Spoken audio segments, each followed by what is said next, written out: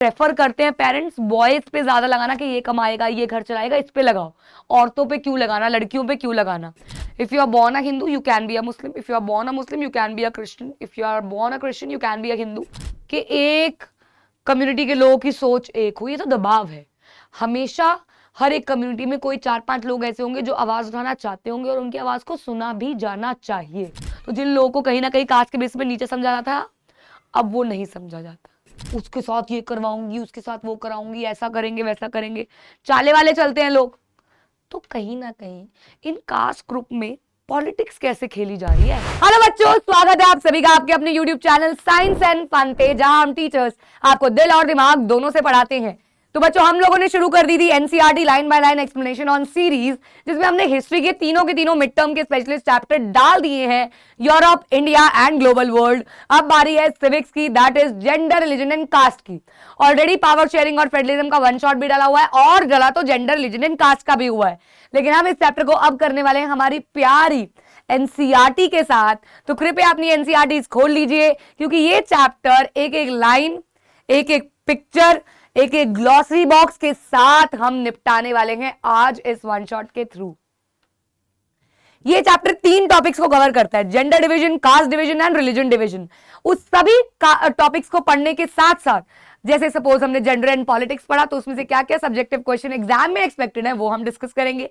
फिर religion and फिर cast. इस तरीके से हमारे क्वेश्चंस भी कवर हो जाएंगे एंड हमारा चैप्टर भी एनसीईआरटी से पूरा निपट जाएगा। सो बस देरी किस बात की है, let's begin our chapter with understanding the name of the chapter, that is gender.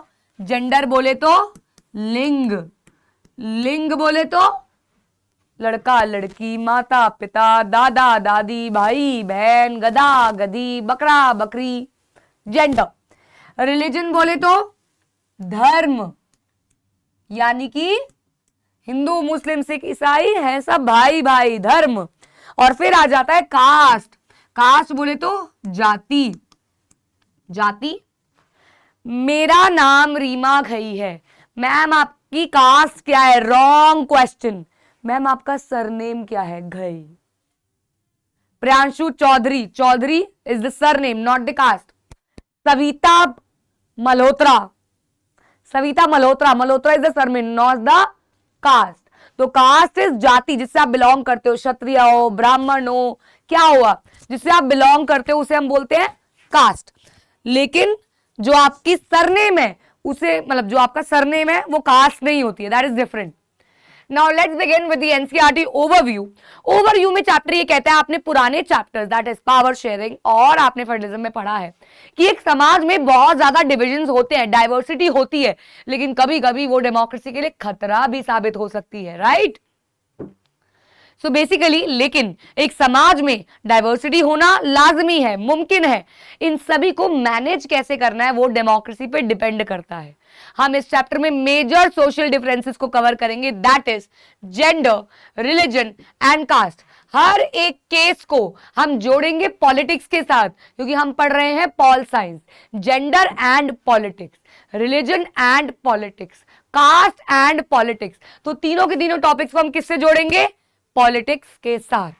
तो सबसे पहला टॉपिक आता है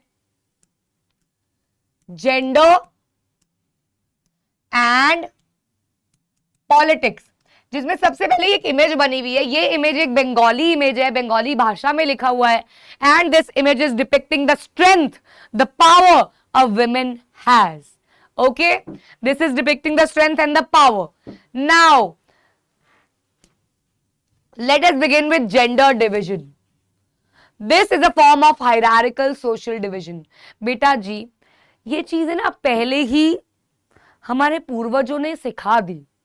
बचपन से ही बच्चों को ये सिखा के बड़ा किया जाता है कि लड़कियों को स्पेशली खाना बनाना सीखो, तुम्हें काम करना है।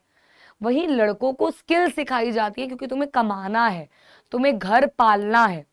और मैं कहीं ना कहीं ये बात बोलूंगी भी, we girls have an option. हम कुछ नहीं भी करेंगे तो चलेगा, हमें समाज ताने नहीं देगा। लेकिन एक लड़का अगर कुछ नहीं करता है तो उसको समाज ताने देता है कि देखियो ये बीवी का कमाई खा रहा है, देखियो ये अभी तक कुछ नहीं कमा रहा है। गर्ल्स के लिए नहीं बोलते हैं, पूछते हैं आपकी बेटी अब क्या कर रही है, पढ़ रही है जी, ठीक है जी। कोई जॉब कर रही है, नहीं जी, जॉब की तो नीड ही नहीं है जी, ओके। लेकिन अगर आप कभी किसी लड़के के लिए जवाब दोगे, उसको जॉब की क्या नीड है, हम है ना, कहेंगे कैसे माँ बाप है, लड़के को क्या सिखा रहे हैं। सही बोल रही हूं? This is hierarchical. हमारे पूर्वजों ने सिखाया है house hold work should be done by a women, बाहर का outside work should be done by a man. So basically sexual division is a system in which all the work is decided, this is for women and this is for men. काम के basis पे division किया जा रहा है। Gender is a biological difference, basically male female या others. Others में आते हैं LGBTQ, लेस्बियन, गे, बाइसेक्सुअल, ट्रांसजेंडर। क्यू का मुझे पता नहीं क्या होता है। नाउ हम लोग पॉलिटिक्स में, यानी कि इस किताब में क्यों पढ़ रहे हैं भैया घर के कामों के बारे में? क्यों ना हम ये देख रहे कि भैया पॉलिटिक्स भी तो पावर पे चलती है, और देखा जाए तो हमारा समाज तो मेल डोमिनेंट है, पुरुष प्रधान समाज है हमारा। एक बात ना मैं पहले बता दूं, जो भी लड़के ये सेशन देख रहे हैं, मैं इस चैप्टर के कहीं ना कहीं हमें हिस्ट्री बता रहा है कि क्या होता है। लेकिन अब जमाना बदल गया है, मैं मानती हूं कि लड़के बहुत ज्यादा ऑप्रेस होते हैं, male society is oppressed, although females के साथ बहुत गलत होता है, लेकिन बहुत सारे लोग मेल्स की बात करते ही नहीं, शायद इसलिए मेल्स की बात कोई करता ही नहीं। ऐसा नहीं है मेल्स भी असॉल्ट नहीं हो रहे हैं, हरास नहीं हो रहे हैं, एक्सप्लॉइट नहीं हो रहे हैं, उनको आए दिन लड़कियां गलत गलत केसेस में फंसा रही हैं, जैसे कि डाउरी केसेस में फंसा रही हैं, फेक रेप केस भी डाले जा रहे हैं बहुत सारे। मैं देखती हूँ हाउस होल्ड जिसमें लड़की, मेरे नोन में ही यार एक है, अभी रिसेंटली मेरी मदर इन लॉ के फ्रेंड है, उनके उनके हस्बैंड या उनके कोई मतलब कुछ है कोई, वो अब जेल में है, पूरी फैमिली शादी करी, शादी के 2 महीने बाद जो बहू आई, उन्होंने सब पे सेक्सुअल हरासमेंट का केस डाल दिया। तो फैमिली के सारे मर्द, देवर, उनके ससुर, सब जेल में है, सब। तो आप देखो ना, और वो फेक केस है। अब वो कह रही है वो वापस लेगी तो उसको सजा है, क्योंकि उसने फेक केस डाला है, और अब उसको भी लग रहा है उसने गलत कर दिया, क्योंकि वो पुलिस वाले तो छोड़ ही नहीं रहे। तो ये भी बहुत होता है। लेकिन क्योंकि ये चैप्टर हमें एनसीईआरटी जो कहती है वही हमें लिखना है एग्जाम में, वही हमें पढ़ना है, तो मैं उसी बेसिस पे पढ़ा रही हूँ आपको। सो बॉयज एंड गर्ल्स को ये बड़ा ही ये कह के कहा जाता है कि घर के काम करेगी औरत, बच्चे पैदा करेगी, बच्चों को पालेगी पोसेगी औरत। This is reflected in a sexual division of labour in most families की औरतें cooking, cleaning, washing clothes, tailoring, ये सब करेगी। वहीं अगर इन कामों के लिए आदमी को पैसा दिया जा रहा है तो they are doing. Most of the chefs, most of the tailors, most of the आजकल हेयर स्टाइलिस्ट आदमी लोग हैं। वही औरतें भी बाहर का काम करती हैं, ऐसा नहीं है वो घर का काम नहीं करती हैं, लेकिन वो आके फिर घर का काम भी करती हैं। किस किस के घर में ऐसा देखा है आपने? पापा काम से आते हैं, उनको पानी मिल जाता है, उनको प्रॉपर उनका नाइट सूट पड़ा हुआ मिल जाता है, वो पहनते हैं, आराम से अपना लैपटॉप या टीवी पे समाचार लगा लेते हैं या बुक रीड करते हैं, खाना आ जाता है, खाते हैं, रात को फोन स्क्रॉल करते हैं और सो जाते हैं। वुमेन काम से आती है, खाना बनाती है, बच्चों का काम देखती है, होमवर्क चेक करती है, होमवर्क कराती है, अगले दिन स्कूल की ड्रेस प्रेस करती है, ड्रेस लगाती है, और फिर रात को सारा खाना परोस के, खिला के, डिशेस करके सोने जाती है। अक्सर ऐसा ही होता है, राइट? बहुत सारे घरों में आजकल की जनरेशन समझदार है, अगर दोनों मियाँ बीवी काम से आ रहे हैं, they are help each other, but generally hierarchical wise this is the actual system our society is living. So this is what it is written. Actually मैं तुमको सच बताती हूँ, बताऊं क्या, ये लेक्चर मैं 4थी बार रिकॉर्ड कर रही हूँ। अभी इतने स्लाइड्स में 4 बार रिकॉर्ड करके स्टॉप कर चुकी हूँ। कभी कैमरा ब्लर हो रहा था, कभी मैं माइक ऑन करना भूल गई हूँ, मैं 15 मिनट पढ़ा चुकी हूँ, माइक बंद है, कभी कुछ हो रहा है, कभी कुछ हो रहा है, कभी कुछ हो रहा है। So I know all the slides. Now the result of this division of labor is that although women constitute half of the humanity, their role in public life, especially politics, is minimal. Politics में औरतों का जो participation है वो थोड़ा कम ही रहा है, Earlier, only men were allowed to participate in public affairs, vote करना, contest करना election. Gradually, gender issue raise किया गया politics में. Women in different parts organized basically meetings, protest किए, राइट्स के लिए लड़े, एंड इन्होंने अपने लिए वोटिंग राइट्स लेके आए, एंड पॉलिटिक्स में अपने लिए अपॉर्चुनिटीज खुद एकत्रित करी औरतों ने. पहले ये बात सही है, विमेन्स के पास तो इवन राइट टू वोट भी नहीं था. More radical women's movement aimed at equality. इसी के चलते आती हैं कुछ फेमिनिस्ट मूवमेंट. फेमिनिस्ट मूवमेंट या फेमिनिज्म क्या है?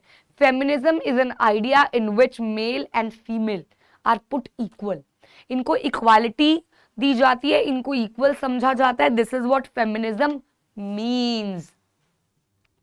Political expression of gender division and political mobilization question help to improve women's role in public life. We now find women working as scientists, doctors, engineers, lawyers, managers, and college and university teachers, which were earlier considered suitable, not suitable for women. मतलब basically क्या है यार, पहले नहीं मानते थे औरतों को काम करने जाना इज लाइक वो चरित्रहीन है, करेक्टरलेस है ये औरत अगर बाहर काम करने जा रही है. पहले ऐसा समझा जाता, पहले ऐसे बोला जाता था कि तू तो अपनी बीवी की कमाई खाता है. लेकिन अब जमाना बदल गया है. In some parts of the world, important आ रहा है एक 1 mark का question. For example, Scandinavian countries. Mark in your NCRTs. Please mark down in your NCRTs. Scandinavian, page number 31, right side के नीचे के पैराग्राफ में स्कैंडिनेवियन कंट्रीज हैं Sweden, Norway and Finland, जिसका निमोनिक है SNF, that is science and fun, जिसपे आप पढ़ रहे हो channel. SNF, Sweden, Norway and Finland. इसके अलावा कोई भी आएगा तो उसको क्रॉस करना है. एमसीक्यू में आता है कौन स्कैंडिनेवियन कंट्री नहीं है. स्कैंडिनेवियन कंट्रीज वो कंट्रीज हैं जिसके अंदर विमेन की पार्टिसिपेशन बहुत ज्यादा है. विमेन को इक्वल समझा जाता है बहुत पहले के जमाने से ही. हमारी कंट्री में अभी भी विमेन आदमियों से पीछे है. इवन इंडिपेंडेंट होने के बाद भी विमेन को वो दर्जा अभी तक नहीं मिला है. Our society is still male dominant. इसे पैट्रियार्कल सोसाइटी कहा जाता है, जहां पे आदमी लोगों को ऊपर समझा जाता है. अगर एक औरत, आदमी ने खाना खा लिया, उसकी प्लेट उठा के नहीं रख रही है तो उसके घर के बड़े बूढ़े उनको घूरते हैं, गुस्सा करते हैं. वो उठा रहा है प्लेट, उठाना तू प्लेट, इशारे करते हैं.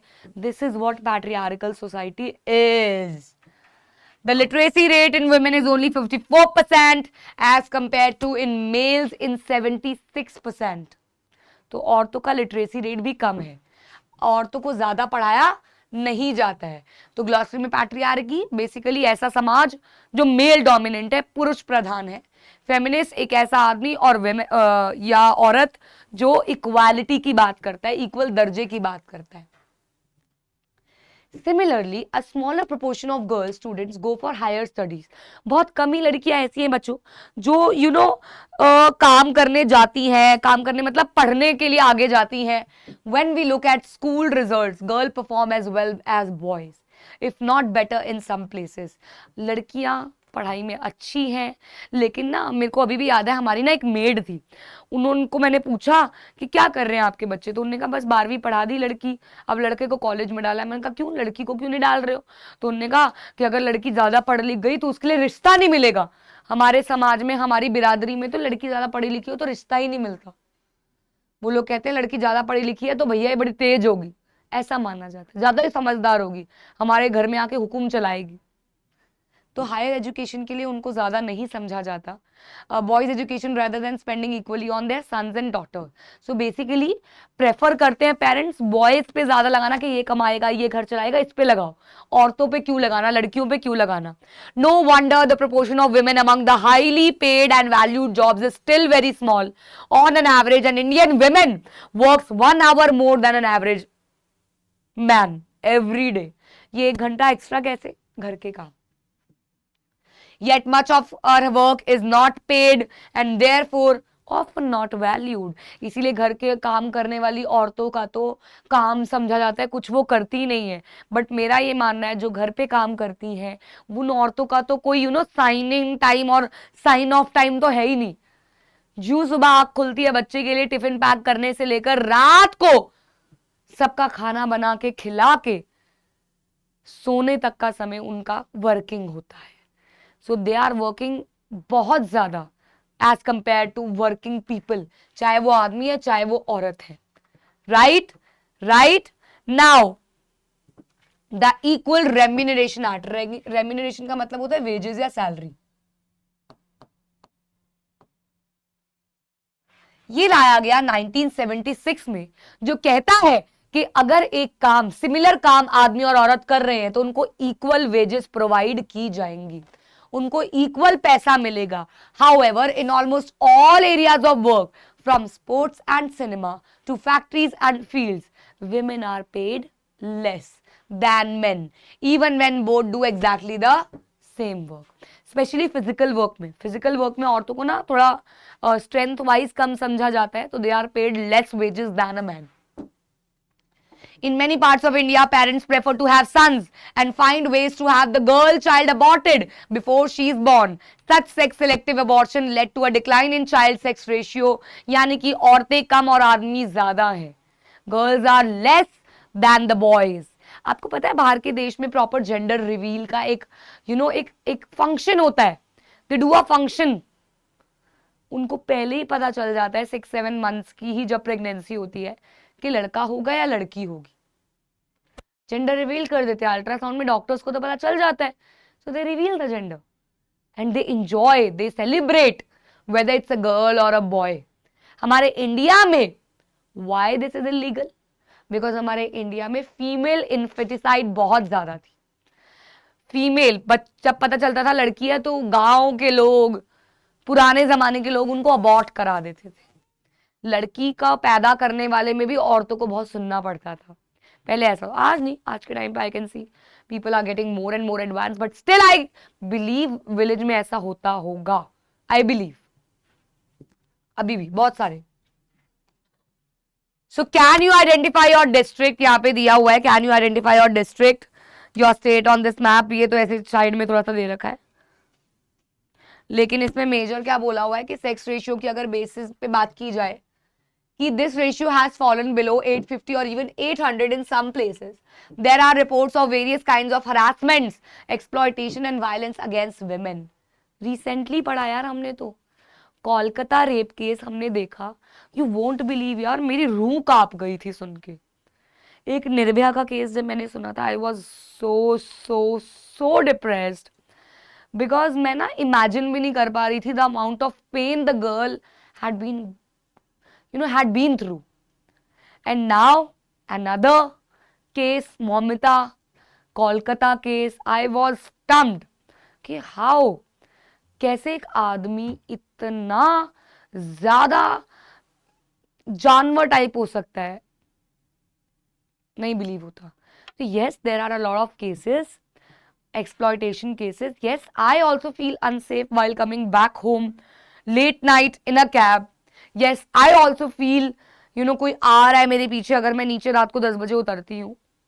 There is a fear because our India is not safe।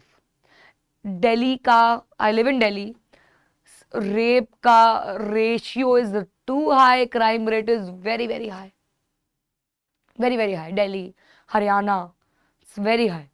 So yes, women's are unsafe, although अब आदमियों के लिए भी, लड़कों को भी हरास किया जाता है ऑफ कोर्स, बट पहले के ज़माने में एक्चुअल में दहेज प्रथा को बैन किया गया था। इसके लिए लॉ है, दहेज लेना पाप है, दहेज लेना गलत है, लेकिन आज भी लोग इसको गिफ्ट्स का नाम दे चुके हैं। मेरी शादी में भी मेरे पापा ने बहुत दिया था, मैं अपनी बेटी को दे रहा हूँ ये बोल के। अच्छा लगता है पेरेंट्स को बेटियों को देना, गलत है। अगर हम ही नहीं खत्म करेंगे तो कैसे, किताबों का क्या फ़ायदा।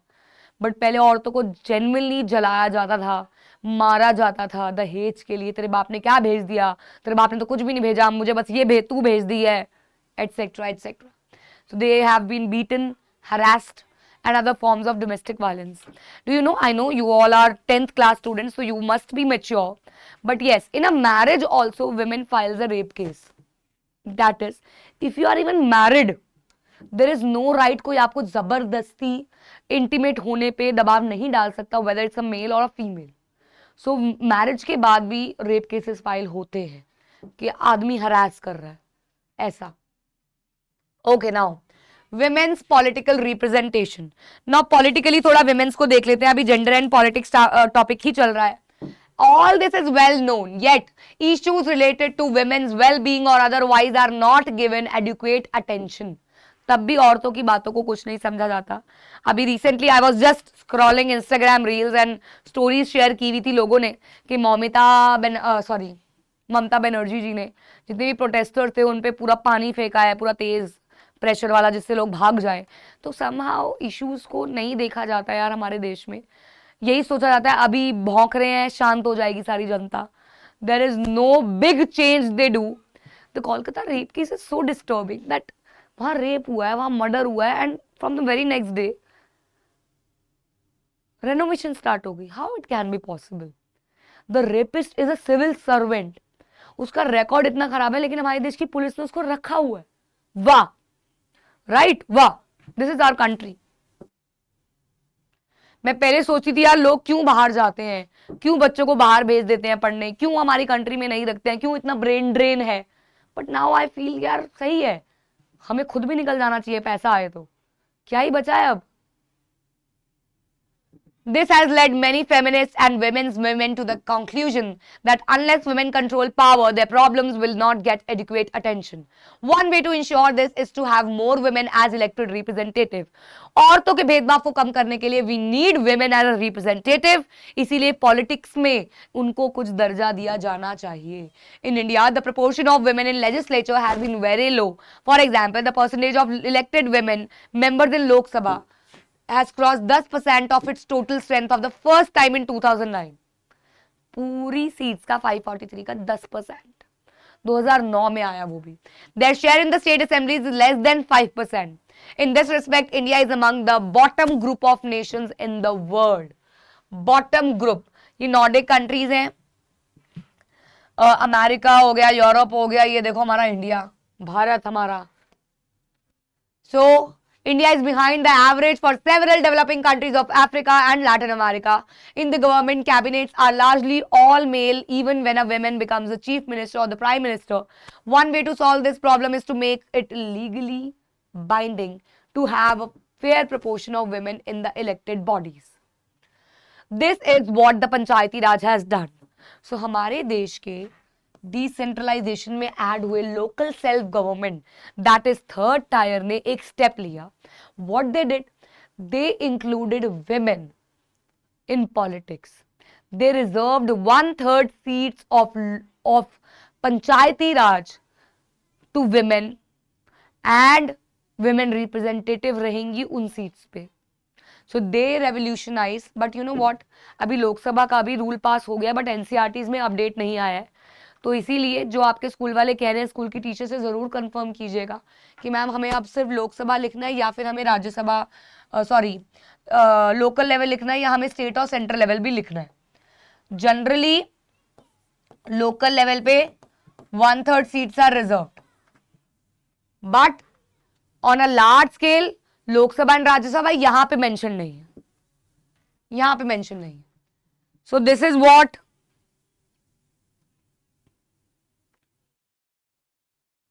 ओके.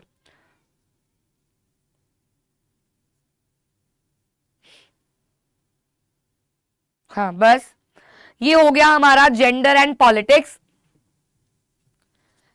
क्वेश्चन कैसे आते हैं बताइए.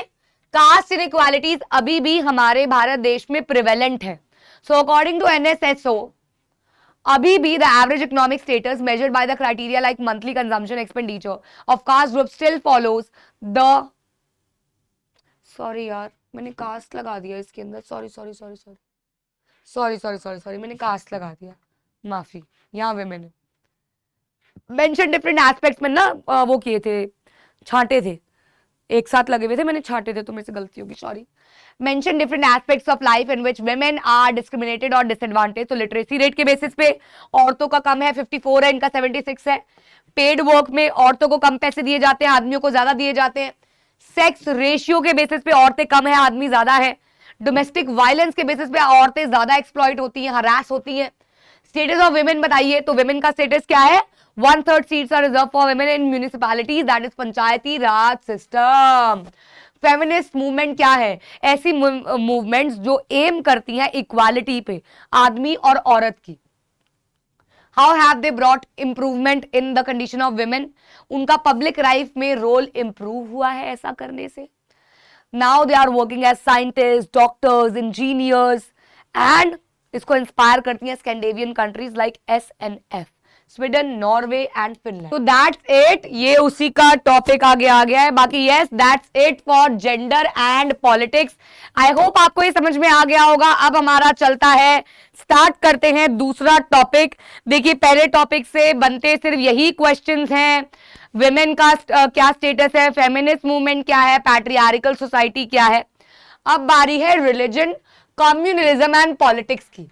तो यहां पे भी दो अलग अलग टॉपिक से हो गए, लेकिन communalism is based on religion differences only. ठीक है, ये है इसी के बेसिस पे ही। तो रिलीजन की बात कर लेते हैं बच्चों। रिलीजन कहलाता है धर्म। अब बहुत ही अलग से डिवीजन के बारे में बात कर रहे हैं। ये डिवीजन बेस्ड है रिलीजियस डिफरेंसेस पे। थोड़ा सा कंट्रोवर्शियल ना हो जाए, लाइन टू लाइन पढ़ेंगे बस, इसके एग्जांपल्स मैं कम से कम देती हूं भैया। This division is not as universal as gender, लेकिन ये डाइवर्सिटी अब धीरे धीरे बढ़ती चली जा रही है। जनरली रिलीजियस डिफरेंसेस जब भी वोट्स आने लगते हैं या इलेक्शंस आने लगते हैं, आई मीन, तो ये डिफरेंसेस ओरिजिनेट हो जाते हैं। उस समय हिंदू मुस्लिम थोड़ा ज्यादा होने लग जाता है, क्योंकि यही एक नस है हमारे भारतीयों की, जिसको ये पॉलिटिशियंस दबा सकते हैं वोट्स गेन करने के लिए। As we notice in the case of Northern Ireland, even when most of the people belong to the same religion, there can be serious differences about the way people practice their religion. Like Christians में, Christianity में एक होते हैं Catholics, एक होते हैं Protestant, लेकिन दोनों एक दूसरे से चिढ़ते हैं, क्योंकि एक बिलीव करता है बाइबल और एक बिलीव करता है जीसस क्राइस्ट के ऊपर। तो एक ही धर्म में बड़े सारे हैं यार। जैसे जैनी होते हैं, उनमें भी वैरायटी है, एक पीतंबर, एक दिगंबर, ऐसे होते हैं कुछ, ऐसा मेरे को ज्यादा नहीं पता, sorry. Now consider the following. Gandhi ji कहते थे religion can never be separated from politics. Religion को आप पॉलिटिक्स से कभी नहीं निकाल सकते। पॉलिटिक्स में रिलीजन की बात तो आएगी ही आएगी। आप बताओ ना, आपके पास अगर वोटिंग राइट हो, ऑल्दो आप 18 साल से कम हो, और इलेक्शंस के पोलिंग बूथ में दो पार्टीज हैं, एक है हिंदू की, एक है मुस्लिम की, आप किसको वोट करोगे? हिंदू वाले हिंदू करेंगे, मुस्लिम वाले मुस्लिम को करेंगे, ऐसा ही होगा। तो आप रिलीजन को तो दिल से हटा ही नहीं सकते। आप ये नहीं देखोगे उस टाइम पे कौन अच्छा है कौन बुरा है, आप यही देखो। अब देखो ना, बीजेपी की इस बार लाइन क्या थी? जो राम को लाए हैं हम उनको लाएंगे, और लोगों ने उस लाइन पे इतना प्यार दिखाया, अयोध्या का मंदिर बन गया उनके राज में, इतना प्यार दिखाया, ले गए वोट, जीत गए। तो people are people do go with religious matters and do believe Hinduism या मुस्लिम वाले मुस्लिम का, इस्लामिक करते हैं। So why should I bother about communalism and secularism? Particular religion like Hinduism or Islam, but moral values that inform all the religions. He believed that politics must be guided by ethics drawn from religion. Human rights groups in our country have argued that most of the victims of communal riots in our country are people from religious minorities. देखिए बच्चों, दो term आपने यहाँ पे पढ़ी, एक पढ़ी आपने कम्युनलिज्म, एक पढ़ी आपने सेक्युलरिज्म। सेक्युलरिज्म का मतलब होता है एक ऐसा क्राइटेरिया जिसके तहत, जिसके थ्रू कोई भी रिलीजन ऑफिशियल ना हो, in which you are free to propose any religion. If you are born a Hindu, you can be a Muslim. If you are born a Muslim, you can be a Christian. If you are born a Christian, you can be a Hindu. Anything. You can profess anything, any religion. That is what secularism is. Now, communalism. When one religion is pitted against another. एक religion जब दूसरे religion को नीचा दिखाए, जैसे Hindus मुस्लिम को नीचा दिखाएं, this is what communalism is, अपनी मेजॉरिटी पावर दिखाएं। Women's movement has argued that family laws of all religions discriminate against women. हर एक सभ्यता में औरतों के लॉज की बात, फैमिली लॉज मतलब औरतों के जो भी डिस्क्रिमिनेशंस होते हैं घर में, उसके ऊपर लॉज की बात कर रहे हैं। So they have demanded that government should change these laws to make them more equitable.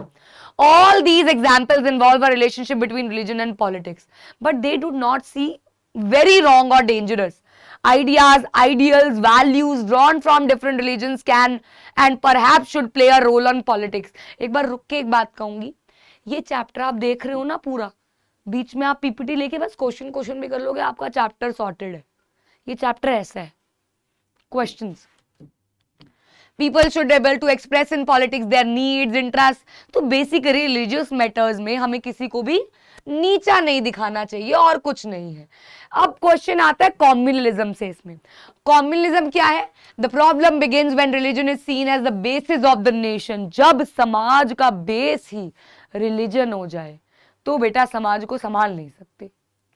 कि हम ऐसा कर दें भैया हिंदुइज्म ही हिंदुइज्म है, मुस्लिम्स को निकालो, तो समाज में लड़ाइयां होंगी, दंगे होंगे, दंगे. The example of Northern Ireland in chapter 3 shows the dangers of such an approach to nationalism. The problems becomes more acute when religion is oppressed in politics in exclusive and partisan terms. जब आप partisan का मतलब होता है loyal to the party, loyal to his leader, जब वो उसके खिलाफ नहीं जाता, this is what partisan means. When one religion and its followers are pitted against another.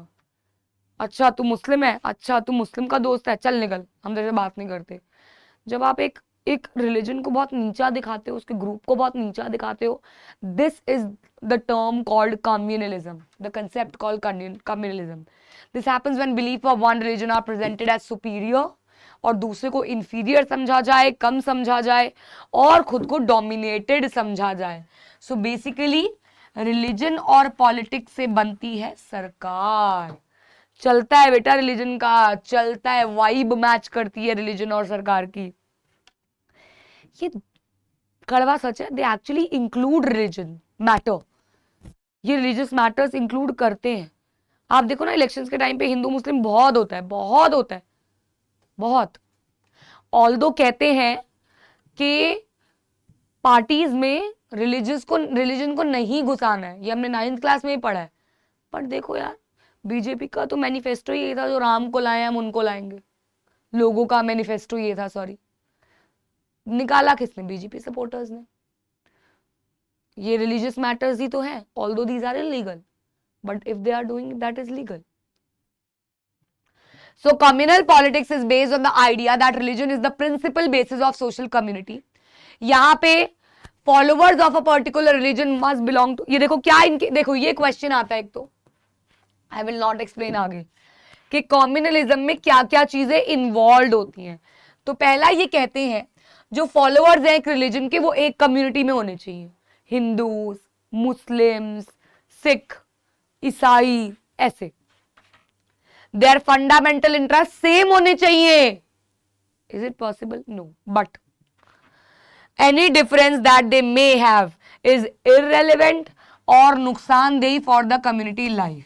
तो अगर उनमें डिफरेंसेस होंगे तो भैया उनके लिए, उनकी कम्युनिटी के लिए नुकसान रहेगा, नुकसान होगा वो. It also follows that people who follow different religions, ये कहते हैं कि अगर लोग डिफरेंट रिलीजन के हैं वो एक साथ ही नहीं हो सकते. They can not belong to a social community. If the followers of different religion have some commonalities, these are superficial and immaterial. लेकिन अगर दो अलग अलग कम्युनिटीज की भी वाइब मैच हो रही है तो ये तो भैया इग्नोर करने वाली चीज है, इसमें क्या बात हो गई. ये ऐसा कह रहे हैं. कंफ्यूजिंग लग रहा है? लग रहा है क्वेश्चन आंसर्स करोगे clear.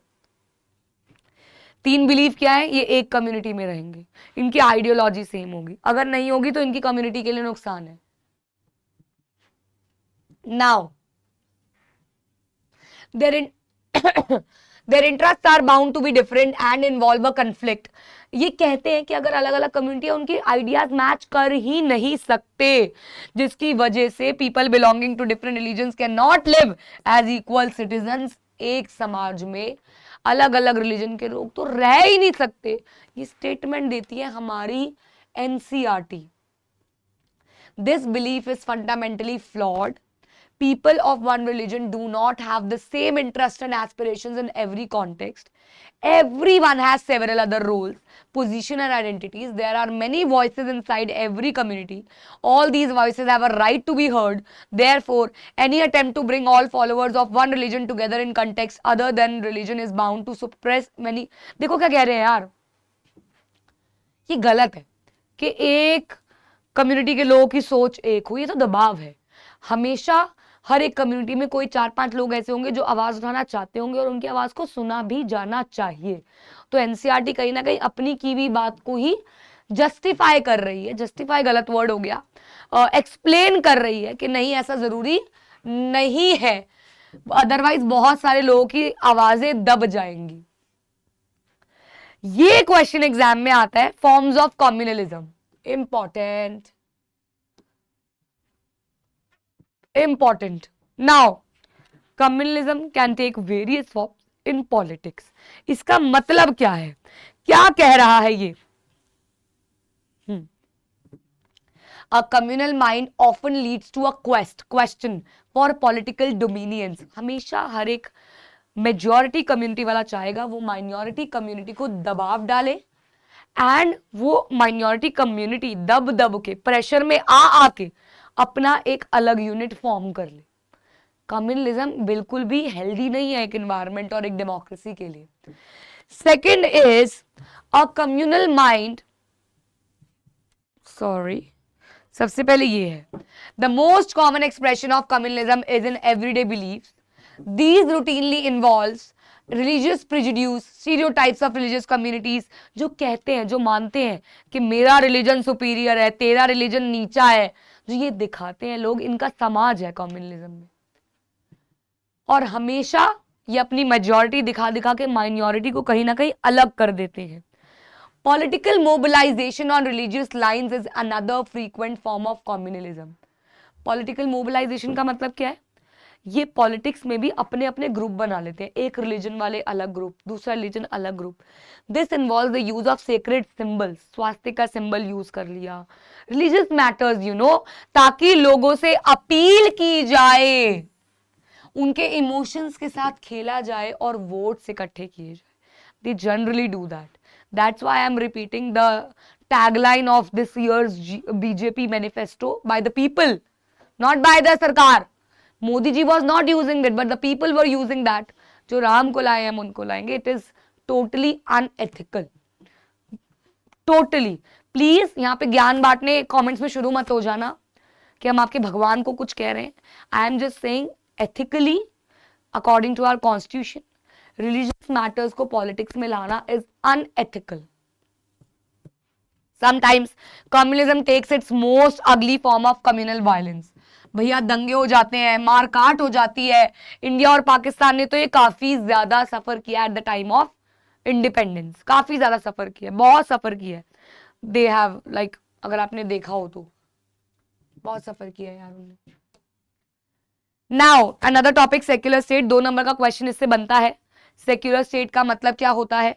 So communism was and continues to be one of the major challenges in a democracy. Challenge तो है भैया उनके लिए. The makers of our constitution were aware of this challenge, that is why they choose the model of a secular state. But is our country actual secular? Is it? संविधान तो कहता है. तो कैसे है बच्चों? पहला point, there is no official religion for the Indian state. कोई ऑफिशियल रिलीजन नहीं है. जैसे श्रीलंका में बुद्धिज्म को ऑफिशियल घोषित कर दिया गया था, ऐसा हमारा इंडिया में नहीं है. The constitution provides to all individuals and communities freedom to profess any religion. कोई भी रिलीजन को आप प्रोफेस कर सकते हो, फॉलो कर सकते हो, कोई भी आपके रास्ते में नहीं आएगा. संविधान ये अलाउ करता है स्टेट को कि अगर कोई भी रिलीजन के बेसिस पे इनइक्वालिटीज हो रही हैं तो आप बीच में जाके बोलो, अनटचेबिलिटी वगैरह के बारे में बोलो. Understood in this sense secularism is not just an ideology of some parties और पर्सन. ये हमारे भारत देश की फाउंडेशन है. अगर ये नहीं होगा तो हमारे देश में कम्युनलिज्म बहुत ज्यादा हावी हो जाएगा, and because of that may be division होंगी, सोशल डिविजन होंगी, और देश के बंटवारे भी हो सकते हैं. पूरे पूरे चांसेस होते हैं. Clear? I guess this topic is also over. Also बच्चों ये प्लस वाले साइन वाले पेजेस नहीं आते हैं एग्जाम में. नो, नेवर, ये नहीं आते हैं. So different forms of communalism आ गया, बताया था मैंने क्या आता है. अगला आ गया, कैसे ये एक ऐसी प्रॉब्लम है यार. तो कई लोग मानते हैं रिलीजन ही भैया देश का एक बेसिस है, कोई भी दूसरे रिलीजन को फॉलो नहीं करने देता, उसके फॉलोअर्स को अट्रैक्ट करते हैं, ये बिलीव करते हैं कि हमारा रिलीजन सुपीरियर है, ये डिमांड करते हैं कि हमारे रिलीजन के लिए ही बात की जाए. राइट? कम्युनलिज्म अगेन, क्या करना चाहिए यार इसके अगेंस्ट में, क्या करें?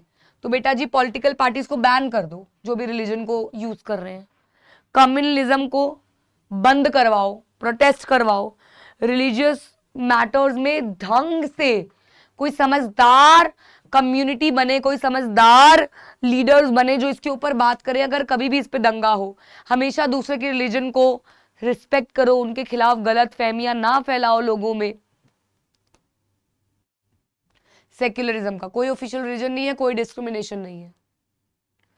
That's it for gender, sorry that's it for religion and politics. Clear? Clear? चले आगे. ठीक है, चलो भाई आगे चलते हैं फिर.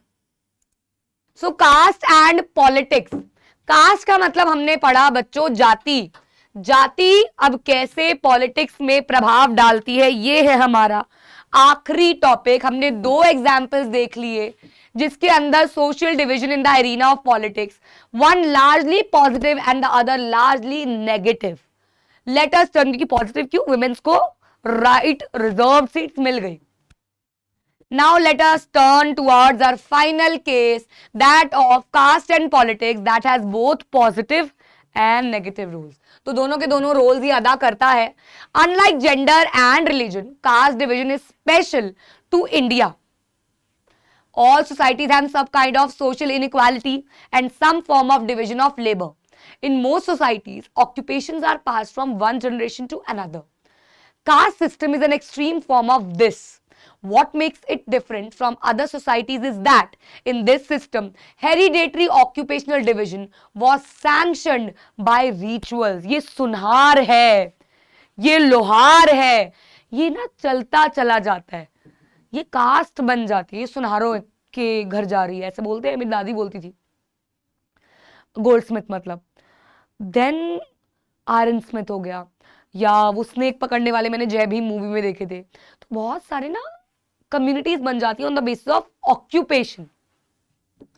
So members of the same caste group were supposed to form a social community that practiced the same or similar occupation, married within their caste group and did not eat with members of other caste group.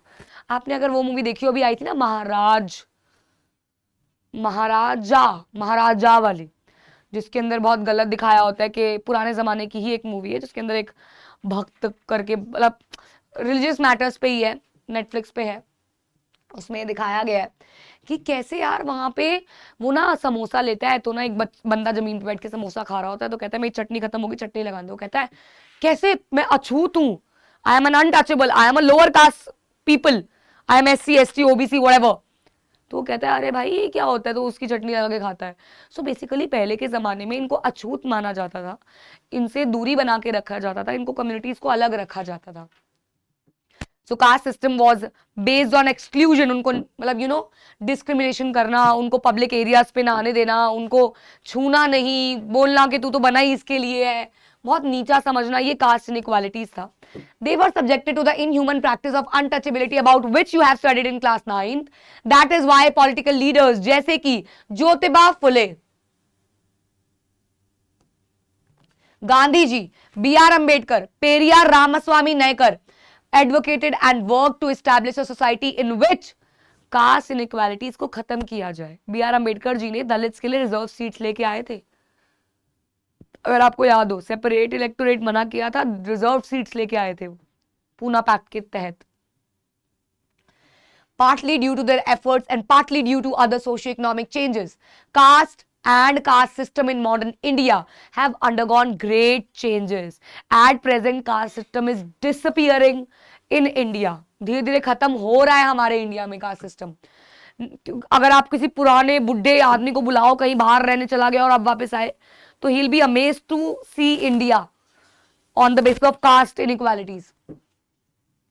So, have undergone great changes with economic development, large scale urbanization, growth। urbanization मतलब लोग अब शहरों में जा रहे हैं, लोग पढ़े लिखे हो रहे हैं, एजुकेटेड हो रहे हैं, ऑक्यूपेशनल मोबिलिटी यानी कि काम के लिए इधर उधर जाना, ट्रैवल करना, and the weakening of the position of landlords in the villages, the old notions of caste hierarchy are breaking down।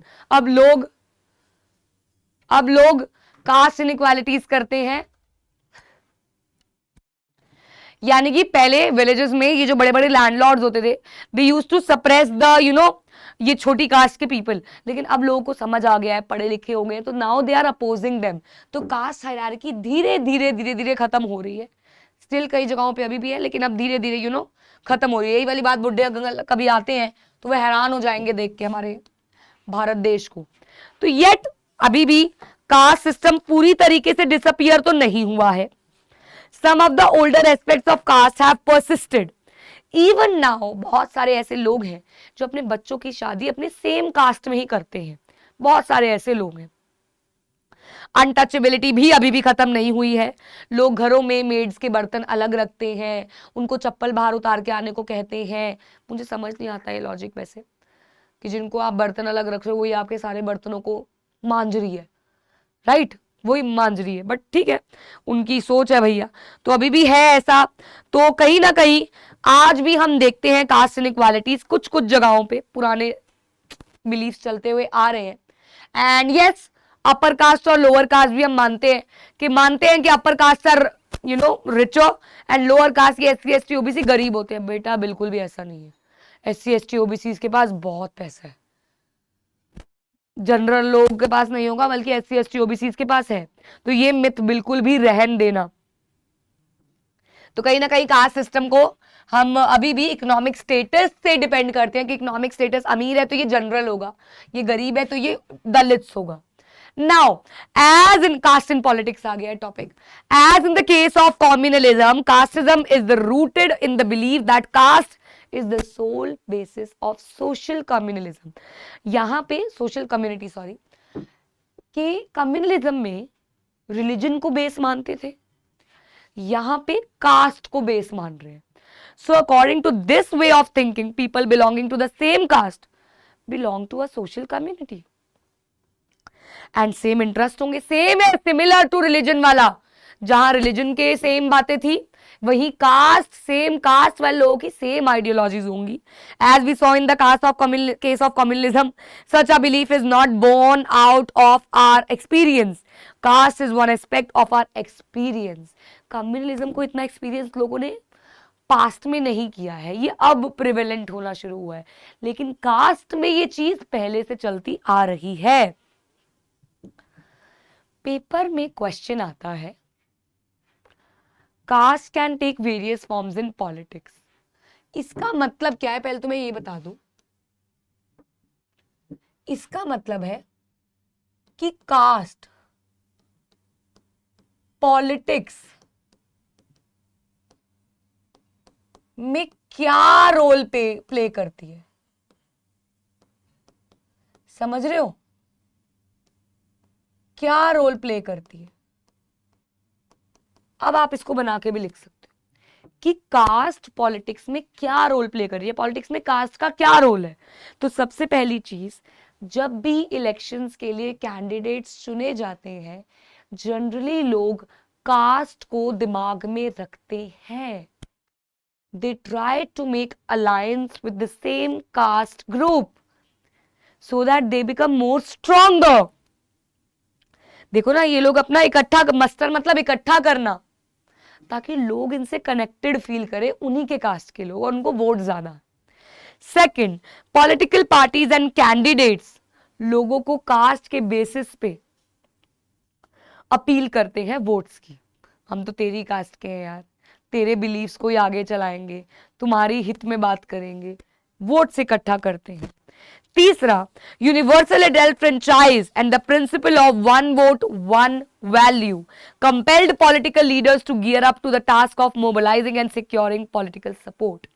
क्योंकि वन वोट वन वैल्यू हो गया, सबके पास अधिकार हो गया, अब ये लोग और कास्ट ग्रुप को भी इन्वॉल्व करते हैं ताकि ज्यादा सपोर्ट इकट्ठा हो सके। एंड इसी की वजह से it is also brought new consistence among the people of caste that was hit hurt और treated as inferior and low. तो जिन लोगों को कहीं ना कहीं कास्ट के बेस पे नीचे समझा जाता था, अब वो नहीं समझा जाता, क्योंकि they know every person have one vote and they have one value, so they will cater more and more caste groups. Repeating again, जब political parties candidates को चुनते हैं, they keep caste in mind and they try to gather same caste people. They actually appeal the voters on the basis of caste. Now they know the value of one vote, one value. So nobody puts them in inferior or low category. They are also similar in terms of politics. They have similar power. One vote, one value. Either it's a Dalit or a general. They have one value only, right?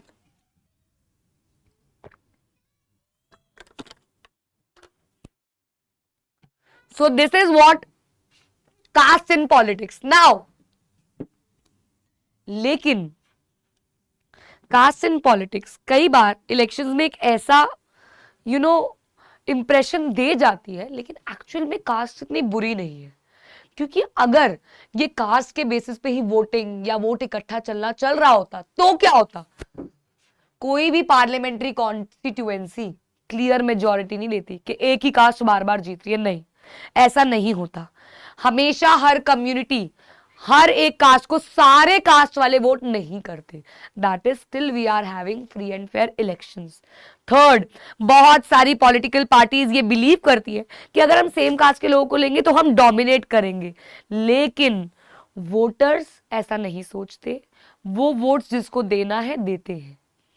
Last, ruling party under sitting MPs और MLAs frequently elections को loose करते हैं, जिसका मतलब ऐसा नहीं है। अगर ऐसा होता कि कास्ट के बेसिस पे ही सब कुछ हो रहा है तो हर बार सेम कास्ट, सेम ही वोट्स, सेम ही पार्लियामेंट में ratio of their contesting election same रहता, सेम।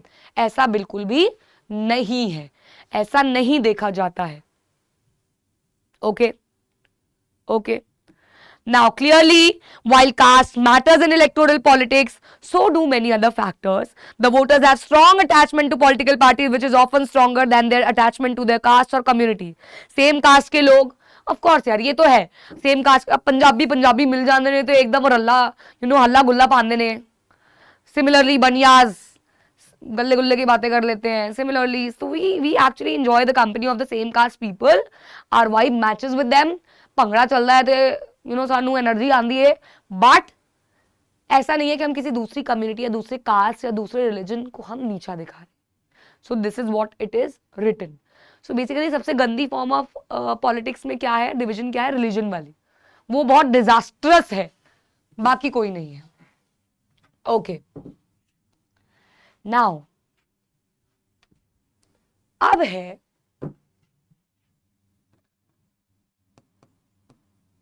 कास्ट में पॉलिटिक्स कैसी खेली जाती है।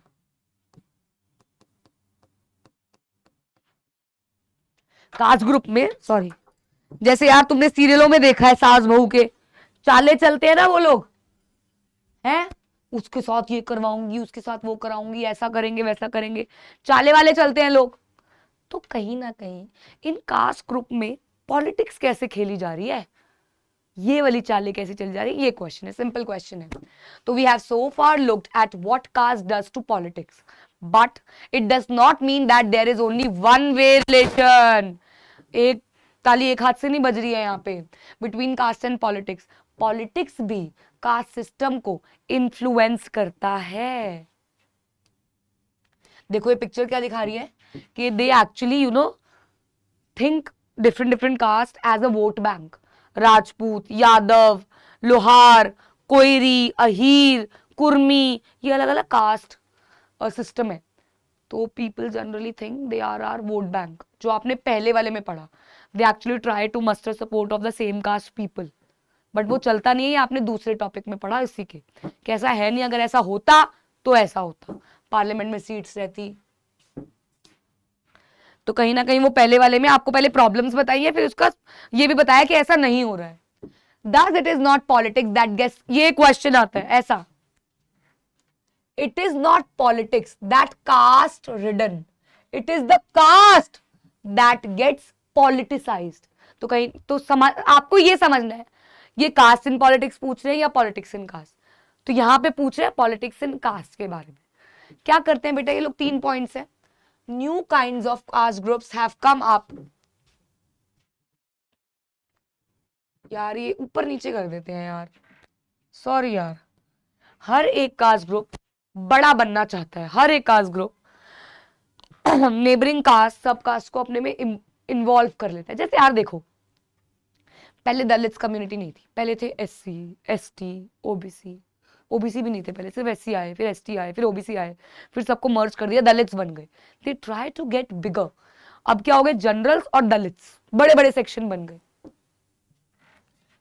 Various caste groups are required to enter into a coalition with other castes or communities and thus enter into a dialogue and negotiation. So if they will become bigger, they will have a possibility कि वो लोग large scale पे कुछ भी करेंगे तो उनकी बात सुनी जाएगी। So that's why they play politics कि हम बड़े बन जाएं इन नंबर, देन हम लोग इसके ऊपर डेलिब्रेशन, नेगोशिएशन करें, बातचीत करें, and then new kinds of caste group have come up in the political arena. अब इनने अलग ही कम्युनिटी बना लिया, backward caste and forward. Backward पिछड़ी जाति के लोग, फॉरवर्ड आगे की जाति के लोग, यानी कि मॉडर्न, बड़े, रिच। ये 2 कम्युनिटीज बन गई, आगे और पीछे। ये 3 पॉइंट्स इसमें आते हैं। तो 10 कास्ट बहुत ही डिफरेंट रोल प्ले करता है पॉलिटिक्स में, हमने ये पढ़ा। In some situations expression of caste differences in politics give many disadvantaged communities space to demand their share of power। जैसे कि दलित्स ने OBCs के लिए बेटर डिमांड के लिए रिजर्व सीट्स करवाई थी, उसके बाद इन्होंने वुमेन्स के लिए भी रिजर्व सीट्स हुई थी, वो तो चलो उसमें जेंडर में आ गया। At the same time exclusive attention to caste can produce negative results. अगर ज्यादा कास्ट के ऊपर हमने ज्यादा ध्यान दे दिया, रिलीजन पे दिया हुआ है तभी तो वहां दंगे हो रहे हैं, कास्ट पे भी अगर हमने ज्यादा ध्यान दे दिया तो वही चीज रिजल्ट करेगी, हेल्दी नहीं रहेगी डेमोक्रेसी। हेल्दी रखने के लिए वी नीड कि कास्ट इनइक्वालिटीज ना हो या कम से कम हो। सो कास्ट अभी भी डिसअपियर नहीं हुई है। बताओ कैसे? मैरिज के टाइम पे देखा जाता है अनटचेबिलिटी अभी भी खत्म नहीं हुई है। अभी भी ये देखा जाता है कि कास्ट के बेसिस पे लोग इंफीरियर सुपीरियर करते हैं। Various form of caste in politics, दोबारा बता रही हूं, मुझे पता है ये डाउट रहता है। कास्ट इन पॉलिटिक्स मतलब जब पार्टीज बनती है वो दिमाग में कास्ट रखती है, कास्ट के बेसिस पे वोट्स मांगे जाते हैं, अपील करते हैं कास्ट सेंटिमेंट्स के थ्रू। इनको पता है अब कि हम लोग इंफीरियर नहीं है, we have same value, voting value, तो they are now more upfront आके खेलते हैं। ये हो गया पॉलिटिक्स इन कास्ट। हर एक कास्ट ग्रुप बड़ा बनना चाहता है, हर एक कास्ट ग्रुप कोलेशन में आ जाता है for protest and all. Then हमने बिगर यूनिट्स बना दी, backward and forward. Caste in politics, selection of candidates on the basis of caste, formation of government, appealing to voters, ये बेसिस बताए हुए हैं। जनरली इसमें से caste in politics and politics in caste and caste अभी भी disappear नहीं हुई। तीनों क्वेश्चंस आते हैं एग्जाम में। एनसीईआरटी क्वेश्चंस भी अगर आप देखो तो सारे इसके अंदर कवर्ड हैं, जो मैंने एक्स्ट्रा क्वेश्चंस कराए, each and everything is covered. So this chapter is over from my side. आपको मुझे कॉमेंट्स में बताना है कि अब आपको NCERT line by line explanation में कौन सा चैप्टर चाहिए, ये आपको मुझे कमेंट्स में बताना है। एक और चीज मैं पूछूंगी आपको, मुझे कमेंट्स में एनसीईआरटी का क्वेश्चन 7, क्वेश्चन 8 का आंसर यहां देना है कमेंट्स में। क्वेश्चन 7 कह रहा है जब हम जेंडर डिवीजन की बात करते हैं तो इसका मतलब क्या है, 4 ऑप्शन है। क्वेश्चन 8 कह रहा है कि इंडिया में सीट जो है वो रिजर्व है कहां, Lok Sabha, Rajya Sabha, state legislative assembly या पंचायती राज बॉडीज। तो you have to answer this in the comments. Next आपको क्या चाहिए वो बताना है। प्लीज दोस्तों के साथ शेयर कीजिएगा, लाइक कर दीजिएगा अगर आपने नहीं किया है, सब्सक्राइब कर दीजिएगा पहली बार मेरा लेक्चर देख रहे हो तो, और आपको समझ में आया तो see you all in the next lecture. पढ़ते रहना है, बाय बाय।